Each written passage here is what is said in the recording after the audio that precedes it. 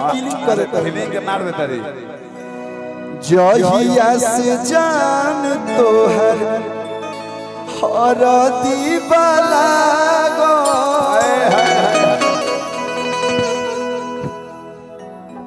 बाबा इन हरदी छूटल नहीं के भाई भैया ये तो सच है कि हमने के दिल टूटला तो लड़की हंसली सब। आज आप लोग देख भी लीजिए, बताओ शादी के बाद ये पहली मुलाकात है और पहला आपका ये शो भी है पब्लिक के बीच में। बताइए मेरे में क्या कमी था?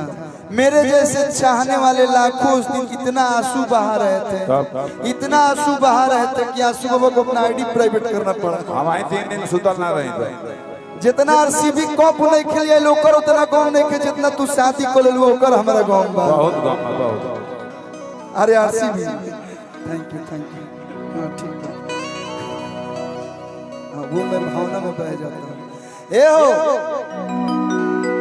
खुश बाड़ू न? बहुत खुश बाड़ू। खुश बाड़ू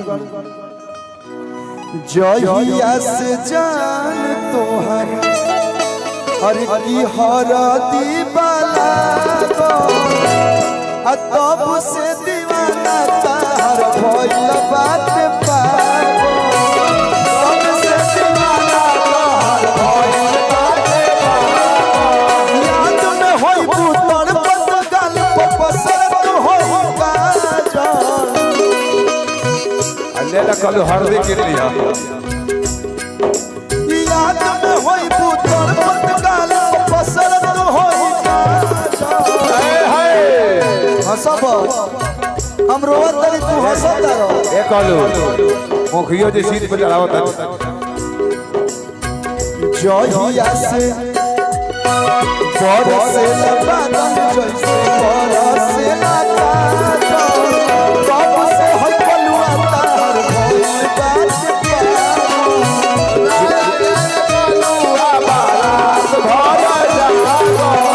कब से दीवाना तोहर भइल बात पागल।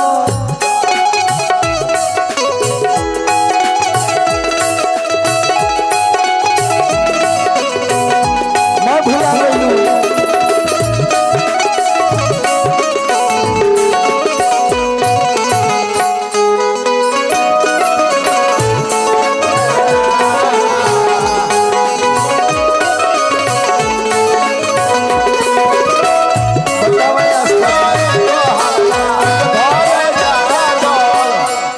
मैं भुला गईलू सब भुला गए। जब सुते नहीं बलाम संगे खटिया लगाए तो मारे ला झुलपिया हवा से वही से कोन बोले रहलू भले कार्ड पर नाम भतार के बा लेकिन हाथ में नाम यार के बा।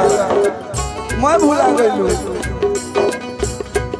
हे पगली तू कहे तो मैं चांद तारा तोड़ के ला तू कह तो नौबतपुर में 4 काठा तारा के दे दी ओकरा में कौन तू गुण पैलू है जे हमारा के छोड़ दियालू ओकरा में गुण पा के हमर मन सुकून छिले न तारा विश्वास ना होई लेकिन भैया दिल में निशानी रखले बानी तोहरा प्यार के। मैं हनुमान जी तो नहीं जो सीना फाड़ के श्री राम को दिखा दूं हम दिखा लेकिन अगर जरूरत पड़ी तो अगर मैं ये सीना फाड़ूंगा तो उसमें केवल तुम्हारा ही चेहरा नजर आएगा। फाड़ दो हमारा इमोशन के डिमोशन मत करो। तू हंसा मत बाचब ना बरा दिल में निशानी रखले तोहरा प्यार के। कहत जमाना के देखा दी सीने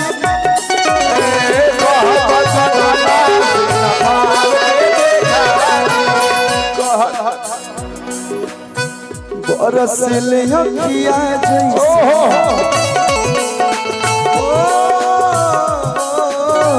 बरसले अखिया जैसे बरसले बादल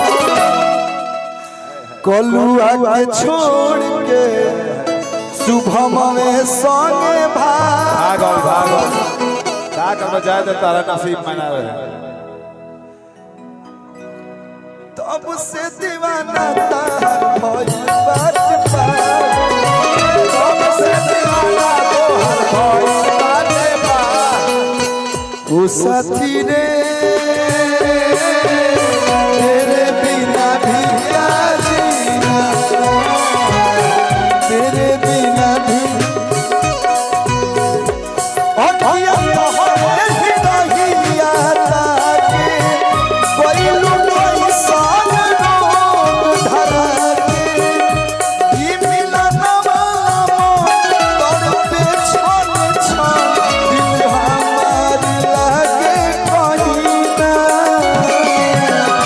साथी रे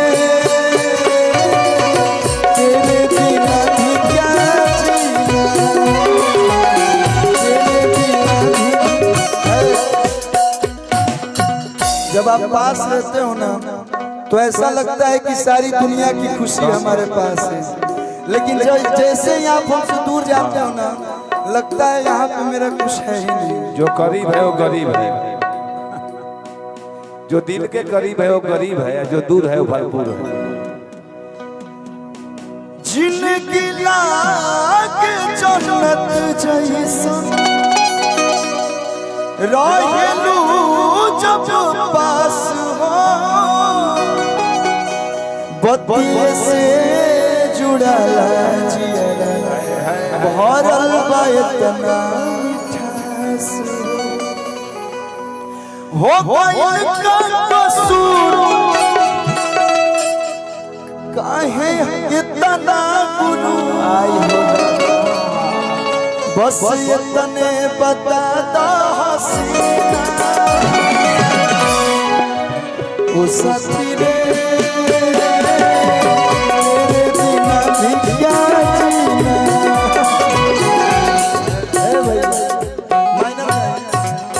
भाई हमारे वो गाना देखिए यूट्यूबर लोग कहेला, लेकिन कुछ कुछ ऐसा गीत बा जौन एल्बम से ज्यादा स्टेज पे लोग पसंद के लिए, हमनी के तो एल्बम वाला कलाकार है जा, लेकिन कुछ कुछ गाना बा जौन माइनर में ना ना ना अरे आदत लगा के अपन चली जाइबू,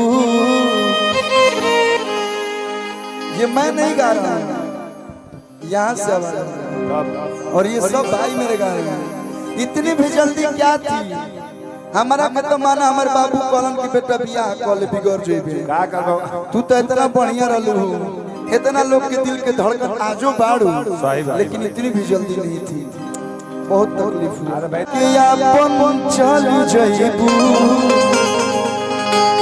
नहीं सोचले रही तू सतैबू,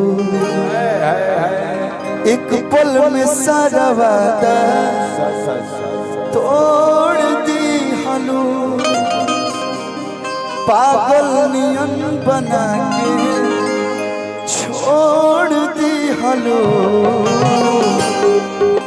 अकेले के कोइलू निक नहीं कोइलू, तू ही बता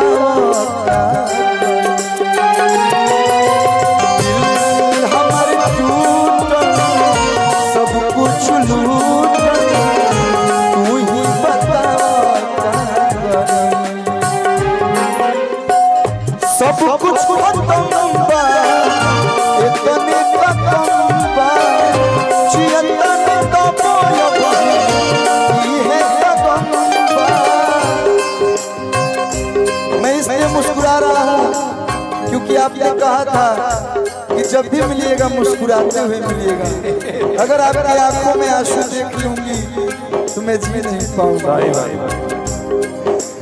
दिल हमार टूटल सब कुछ लूटल, तू ही बता